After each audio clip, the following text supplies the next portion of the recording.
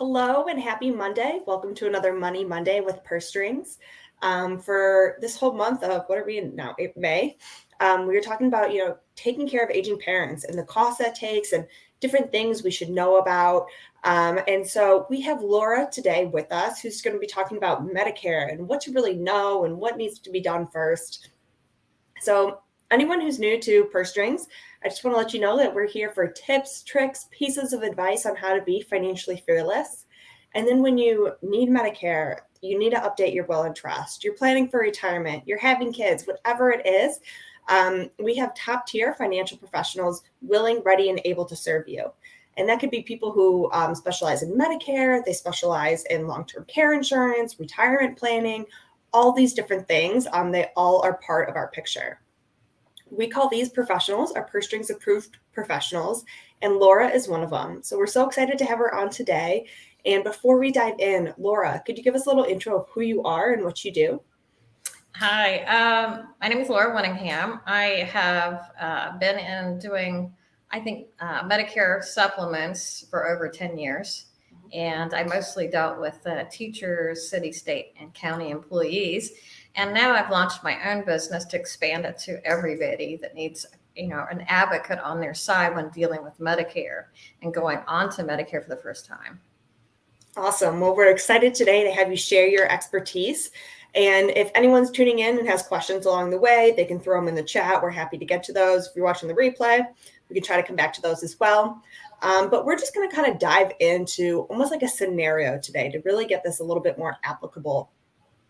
And, just kind of that scenario of I'm taking care of my mom and she falls and she breaks her hip, and really kind of helping her through this process and kind of regards to Medicare. And so, at the beginning, is there anything that we need to kind of know about as first steps of kind of using our Medicare plan? Okay, under that scenario, you're telling me that somebody just fell and they're going into the hospital. Right. So the very first thing that it's tricky, a lot of people don't know this, but when you first go into the hospital, the first thing you want to do is after they evaluate you and come back is you want to make sure that you're not in observation status. Most people don't know that. You want to make sure you're admitted into the hospital. The reason for that is when you fall and break something, you're generally going to need some rehab. And if you're under observation status and they have you sign now that you're under observation status, don't sign it. Because what it'll do, it'll affect how your rehab will be paid for. Wow. Yeah, big deal. So that's something a lot of people don't know about. So you want to make sure you're admitted to the hospital. So once you're admitted, then you can just relax and concentrate on getting better because, from day one, you'll be paid for Medicare for the hospital stay up to day 60. Wow. Now, generally, when you fall and break a hip, you're not going to need that many days. They're going to treat you. And then, if they do surgery, you might go to a rehab center, or skilled care. Mm-hmm. And that's what's so super important that you didn't go under observation, because if you were in observation, you would not get that paid for. It come out of your pocket. Yeah. But if you are admitted, relax. Because not only is Medicare going to pay, but if you have, there's two ways of going on a Medicare supplement. There's a supplement, which is called a Medigap, or there's an Advantage plan. And the only difference is your out-of-pockets. If you're on a Medicare supplement, the original Medicare with a supplement, you're going to be covered all the way up to 100 days on the skilled rehab. If you're on an Advantage plan, you'll probably have some copays. So the best thing to do is when you first sign up for Medicare, that's the only choice you need to make, which direction you're going to go. Are you going with an Advantage plan or a Medicare supplement? So that's some things that you'll need to look at. And it only determines what your copays will be. So that's why that's important. So, Yeah, that's huge to know about the observation. I mean, That's like, I'm so just, if you to get anything from this call, make sure you're not under observation. Exactly. And that's something they tell you, where you kind of have to request to know. Yeah, I think now they have to have you sign a paper. And so when you're in the hospital, a lot of things are going on. You don't want to willy-nilly sign that paper. So if I tell you up front, that's what you're going to look for. Once you go in the hospital, you're going to be thinking about that. Yeah, definitely. And then you can relax and heal. Yes, exactly. And so then you kind of said, from that hospital, most of it's covered due to Medicare. Yep. Which is awesome. And we want to make sure, that's great. And so was there anything to like use your Medicare that the person needs to be proactive about contacting, or making sure things are processing properly? Well, like I said, the nice thing is, and that's probably what I get a frequent call on, somebody's going for a hip or knee surgeries, and they're calling me saying, okay, what am I facing here financially? The first thing I tell them to do is relax, and it's all covered, because I have put them on, the right plans that cover a lot of things for them. The other thing, that as far as being proactive, the way it works is Medicare, well, if you go in the hospital, it'll cover, day 1 through 20. Okay. And if from day 21 through 100 days, if you have a supplement, it'll cover that. So if you need home health care, if you need to go to an assisted living, that's all going to be pretty well covered for you. Okay. But the thing of it is after 100 days, then it falls on you to come up with all of the money for a, like a rehab facility, assisted living, or a nursing home. So the proactive thing you want to look at is, covering that gap. And there's a lot of products out there. Long-term care traditional products are still around. There's not very many of them. But the nice thing is there's been some companies come in and actually offer something that's a 1 year or 2 years of coverage. Works just like the long-term care. And it's interesting, because it'll give you money directly to pay for that. So part of my planning, when I sit down with some people that are looking at, just buying a Medicare supplement, I go a little deeper, and we do all the planning. So that way, when something happens, you already have the coverage. Mm-hmm. So you don't have to do the caretaking. You can actually have home health care that's covered. And then you can actually go into an assisted living facility, for a short-term stay. And these can cover 1 to 2 years, which is great, because the average stay, I think that statistically, probability needing more than 1 year is only 22% for men and 36% for females. Mm-hmm. But if they go up to 5 years, it's only 2% for men and 7%. So you can see, if you have some coverages that are in place for those gaps, then you don't have to dig into the savings. So anything that happens, you're covered. You've got all those contingencies in place. So that's very important. And so you said you kind of help with like the longer term coverage. It's not long-term care coverage. Mm-hmm. But what else? I know it seems like there's a lot of moving parts, not just like, I'm just getting Medicare, but you're getting a couple different products, so to speak. Mm-hmm. Mm-hmm. And so is that really expensive to that person? I mean, I know it's always weighing the cost of how much is it going to be if you had to spend 2 years in a rehab facility, which is expensive. Oh, yeah. No, I mean, it's actually not expensive, because falling into those gaps could absolutely devastate, everyone. And not only that, though, it's do you really want your child to stop their full-time career and take care of you? Or do you just want to say, hey, I've got it. I pre-planned for this. I've got somebody coming in to the home and offering me home health care. Now, Medicare does offer some home health care, but some of these policies will pay you in addition to that. And then it will extend what Medicare will do. So Medicare will pack up and they'll leave. And you're like, but I still need this. And so if you have the policy in place and it pays day 1, so it's already paying you. So when they pack up and leave, you've got plenty of the money to use as a benefit. And it's a benefits are not taxed. So it's kind of Oh, using tax-free money for that. So yeah. it's the pre-planning is essential. Everybody thinks, oh, it's not going to be me. It's not going to be me. And that's just burying your head in the sand. It is, I mean, it's a high percentage it will be you. I So mean, no one yeah, plans to slip and fall. That's never no, the idea, but it happens. or nobody plans on getting MS and some of the other things that are just really going to devastate the family as far as caregiving. And Right. if you've got a plan in place, I mean, that's nice. You get to see your kids when you want to see them and not because they have to come and take care of you. So it makes that relationship a lot better. With your kids and with all your other people, they're not so stressed. You're going to end up stressing out your caregiver more than you're stressed. So Right, definitely. And being on the other side as kind of that child, it's really comforting to know, like, if mom fell, I wouldn't have to get up and leave my job right away to take care of no, her. no, Which is a huge relief. I couldn't imagine if you had like small children at home and different things like that as mhm, well. You can't manage it, but knowing that they're okay and they not just like, yeah, I'm fine, but like, no, you actually are okay is really a game changer. Just kind of right. like that sense of ease for the child. And compared to the cost of actually spending that money yourself, it's astronomically much more affordable to just buy a small premium to know it's going to exist. And then Right. it'll just, that's what insurance is for. It's so you don't have to pay the full cost. You're only paying a fraction of it.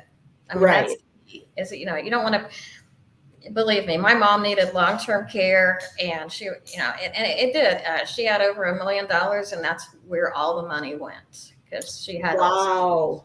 So you don't want to, you don't want to do that. So that's my passion, is to try to keep people from, just all the hard-earned money that they spent.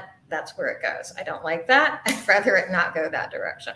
Plus, the biggest thing is the stress off of the family members, I think. Yep, definitely. And so when do you have to start applying for Medicare? Well, in Medicare, you want to do that at when you're getting ready to turn 65, or if you decided to keep working, you can apply for Medicare whenever you decide to retire.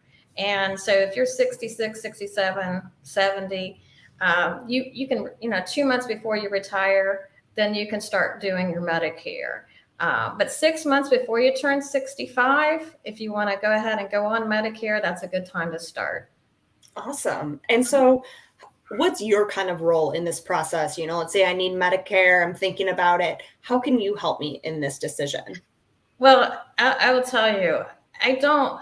I'm a person that takes the client and I put myself in their shoes because I've been there. I saw how we spent the inheritance of our family, and Yeah. so I not only do the Medicare, but I look at all the pieces that can hit them because they can't buy the products after something goes wrong. So I kind of sit there and really work out strategies for a lot of planning all at once. I mean, nobody wants to go in and piecemeal it and see 9 or 10 different people and get all confused. You really want one person that you trust to sit down, and we kind of call it a Medicare marriage. I'm in in the marriage with them. I love that term because honestly, I'm there no matter what questions they have, what hits them in life, and they love it. They love just calling me and saying, "Okay, what do I do?" So I did a lot of pre-planning that I can usually just say, "Hey, relax, you're covered. Here's how it works." So it's really key to go in and do a lot of planning on everything, not just your Medicare. Look at Right. everything that can happen and start figuring out what you can afford to buy to kind of prevent those big layouts of cash, and then, like I said, and also prevent the stress. I think that's key. Yeah. Stress prevention is super key. You don't want to stress out your family because you didn't do the planning. And the thing I love, like talking to you and knowing what a great professional you are, is that you look at this holistic picture and you're not just like, oh, wait, you want a Medicare? We'll look at that, because Right. that can really mess up the whole plan. It can. And so, it's sometimes people don't know that there are other things that they need to ask about. And so you just Yeah. being kind of proactive in that scenario Mhm. is super helpful. And also, yeah, it just is like, oh, good, you're looking out for my family. And I know when people like need to use those products, they'll call you and ask you questions as well, right? Just to confirm Right. things, Right. which is just great having someone on your side and not calling like Mhm. a customer service board Yeah.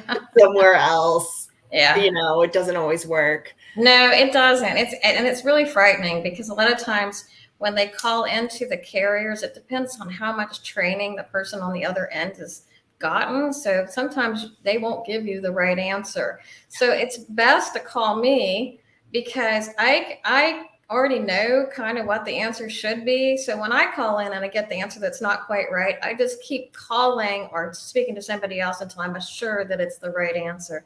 So, that's what I'm saying. It's nice to have, I call myself an advocate. So I'm an advocate on your side. And because I'm so steeped in the knowledge with this, wasn't hired a year ago or 3 months ago. I can pretty much go and figure everything out for you and know what questions to ask, know when they're not answering it correctly, which happens, which is scary. But that's why you have an advocate, is because I want to get to the bottom and get the right answer. Which is exactly what I want when I'm trying to heal, is like not to take care of all of that. That sounds like a whole thing. No. And so how much are your services for you to help pick it out, have these calls, all the stuff? Oh, that's a great question. I'm glad you asked that. It's free. So you can get an advocate for free. The reason for that, I'm an independent agent. So that means I'm not pushing a product on you. I'm not calling from XYZ company and telling you XYZ company is the best one for you because it's the only one I can offer. Yeah, right. Instead, I can holistically figure out your situation and match you up to the carrier that provides the best solutions in your area. They're all different in different zip codes, so they're all different. So we look specifically in your area, your hospitals, and different dynamics like that, and we come up with the answer. Now, once we select the product that works for you, the nice thing is the carrier pays me, and it's Awesome. the same price as if you went out directly to the carrier yourself. So there's no markup at all. They will pay me instead of you having to worry about it. So you get free advice that way. You can't go wrong there. You just need to get a good person on your team, like Laura. Exactly. And so when it comes to like Medicare, either if you had this falling accident or just before, are there any like common mistakes that you see that you're like, oh, I want to get ahead of, either using your Medicare or not applying for it sooner or something like that? Well, yeah. Well, you want to make sure, don't ignore not applying for it. There's lots of penalties of trying to get into Medicare later in life. So yeah, don't mess around with that. You're 64 and a half, call me because that's the best time to start planning. Or if you've been working till you're 70 and you're just now thinking about retiring, call me because that's the best time. So it's all about planning. Because you don't want to go in blindly and think that you're all the way covered and then find out you're not. So there's lots of penalties if you don't sign up on time. And those penalties through Medicare last a lifetime. They don't play around with that. So you want to make sure you understand what you're doing right from the beginning stages. And a lot of times people will call me and they'll be working and they'll say, well, do I need to go on Medicare now? I'm going to continue to work. I think that's probably the biggest common mistake is a lot of people believe that their insurance through work is going to be more powerful than Medicare. And it's sometimes, you're right, I would look at it and say, you've got a good deal going there. Just hang in with it and it's great. Call me when you get ready to retire. But mostly, and this, is insurance is expensive. They're cutting costs, a lot of companies. And so it's interesting because you may have an $8,000 deductible on your insurance and you may be paying more than it would cost you to go onto Medicare. So you really want to look at that because your deductible with Medicare is $226 a year. Oh, well, that's pretty good. It's cheaper than mine. Yeah, exactly. And then, the cost of going on might cost you $250 a month. And if you're already paying $400 or $500 a month and you have an $8,000 or $10,000 deductible, you tell me which one's better. See what I mean? So you'd really want to evaluate. You don't assume your insurance through work is the one you want to stay on. And it all depends on what's going on with you medically. So I need to kind of dive into that to really give you the best advice. It's all customized. But I think people assuming to stay on their regular insurance is better is a big mistake sometimes. Yeah, yeah. So it seems like, yeah, if you are 64 and a half, you want to just have this conversation just to see, what your best option is. Mhm. Because there's no reason to pay more if you don't have to. And the Um, consultation is free, so you can call and ask. And so, it doesn't bother me that I tell you stay on your health yeah, insurance. You just become my future client and my future referrals. right, exactly. So it doesn't bother me that you're going to continue to work and won't need anything from me. But eventually they come back and they're just grateful that I gave them the advice. I love that. And that's why, again, I know you said you had to, you always have to disclose some medical information to kind of see, what benefits you're using in those packages. And so you Mhm. want to make sure you have somebody that you feel comfortable, sharing those things with because they're very personal.